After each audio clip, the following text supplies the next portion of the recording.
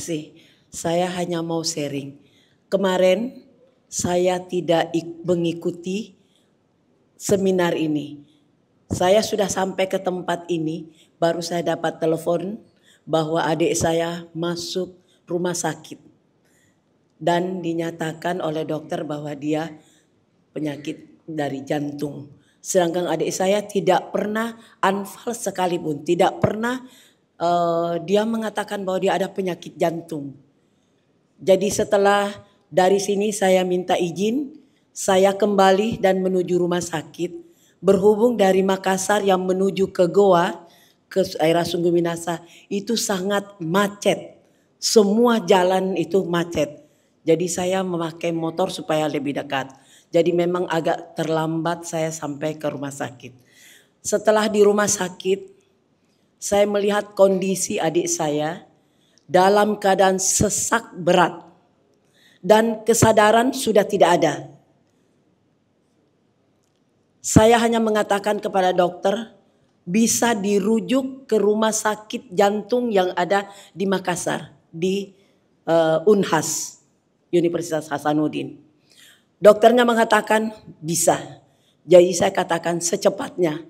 Karena saya melihat tindakan yang ada di rumah sakit tersebut agak kurang.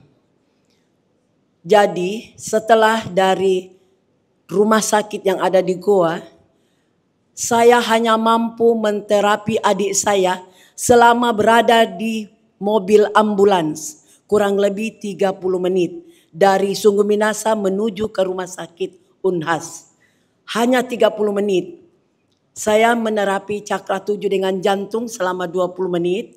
Karena saya sampaikan di dalam mobil ambulans ini, saya berempat. Istrinya, adik saya ini laki-laki. Umurnya 54 tahun. Istrinya dan kami bersaudara ada 3 orang yang ikut. Jadi kami berempat bersaudara yang ada di mobil tersebut, di ambulans. Saya hanya heran. Selama 30 menit betul-betul saya merasakan bahwa yang saya tidak masuk akal, bahwa saya mampu dalam 30 menit. Adik saya sudah tidak punya kesadaran, sudah tidak sadar, sudah dinyatakan koma. Tetapi begitu tiba di rumah sakit Unhas, begitu ditangani, tiba-tiba dia sadar. Dia buka mata dan mengatakan, ada apa ini? Saya di mana? Kenapa saya dipegang? Dia berontak dan mau bangun. Akhirnya dokter mengatakan, ibu tolong ibu adiknya. Jadi saya sampaikan adik saya bisiki, dek, kamu dalam keadaan sakit. Kamu ini dinyatakan jantung dan kamu ada di rumah sakit yang ada di Makassar, rumah sakit jantung, dan harus dipasang cincin. Saya mengatakan cari yang terbaik dok, cincin ataupun bypass.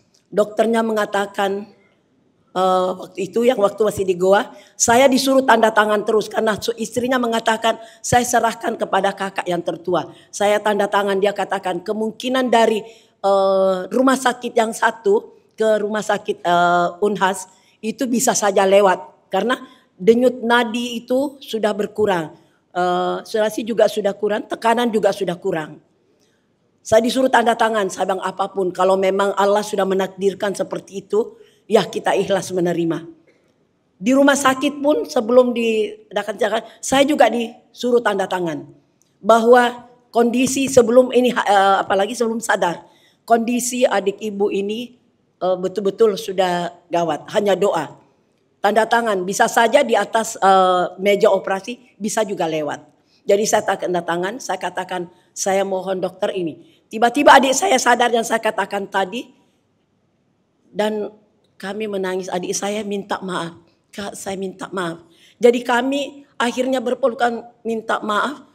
Saya hanya diberi kesabaran. Begitu dikatakan sadar, dokter katakan cepat bawa ke ruang operasi. Jadi dia hanya dikateterisasi, diberikan alat pacu jantung. Memang adik saya tidak selamat. Jam 3 subuh itu kembali ke rahmatullah. Tetapi yang saya katakan, yang saya syukuri bahwa adik saya bisa sadar walaupun hanya sebentar. Dan kami berkomunikasi dengan istrinya memohon maaf, masih sempat. Dan pada saat dilaksanakan operasi, dokternya setelah operasi, dokternya mengatakan ini jantungnya sudah membesar. Apakah dia pernah anfal sebelumnya? Sama sekali tidak ada. Dan dokter mengatakan sumbatan yang ini kebetulan ada dia tunjukkan di dalam ini. Memang ada urat nadi yang besar itu, tidak ada darah memang mengalir. Tapi setelah dia membuat pacu jantung sudah. Tetapi bagian bawah yang dia katakan saya sudah tidak bisa lagi berbuat apa-apa. Mudah-mudahan dia bilang daya tahan tubuhnya bagus supaya bisa saya operasi kembali. Tetapi beberapa hari setelah itu. Dan saya melihat yang ada di cabang itu, yang cabang yang sebelah kanan bagus, tetapi sebelah kiri itu tersumbat, tidak ada lagi aliran. Jadinya begitu selesai dibawa ke ruang ICU, kami ikut dengan cepat ibu doa. Saya melihat tiba-tiba dokternya itu lompat naik ke tempat tidur langsung memompa jantung. Saya katakan bahwa memang saya sudah melihat, saya sendiri sudah ragu. Karena selama operasi kita tidak bisa masuk. Selama di ruang ICU juga saya tidak bisa mendekat. Apalagi untuk menterapi, memberikan pertolongan itu sama sekali tidak bisa. Setelah dokter mengatakan kepada saya, Bu silahkan mungkin ibu bisa menuntun. Jadi saya menuntun, kami sebagai umat Islam, saya menuntun untuk 2 kalimat syahadat, tetapi hanya menyebut Allah. Tetapi pada saat menyebut itu sambil saya terapi, terus terang dia punya denyut ini naik turun. Akhirnya dokter mengatakan setelah ada 1 jam lebih setelah operasi, dia katakan, Ibu ini alatnya saya sudah lepas semua. Saya bilang, Dok, kalau memang itu hanya alat yang membuat dia masih baik, dilepas saja. Tetapi pada waktu saya tetap sambil saya mengucapkan Allah tapi menuntun, tiba-tiba naik turun. Dokter melihat pupil mata masih bagus, denyut juga masih ada, jadi naik turun. Dia bilang kalau begitu kita sampai saja, masih juga memompa. Jadi nanti kita lihat ibu, mudah-mudahan masih ini. Tetapi memang sampai batas yang saya lihat itu tekanan yang sudah tinggal 20. Saya katakan daripada tersiksa dipompa terus oleh dokter, saya katakan kalau memang takdir Allah. Hanya saya katakan dengan longitologi ini saya bersyukur mampu adik saya yang sudah koma, yang saya sudah katakan bahwa saya tidak hanya melihat jasad begitu karena sudah tidak ada daya, mampu untuk beri kesadaran dan mampu berkomunikasi dengan isi dan kami bersaudara. Itulah. Terima kasih banyak, Bro.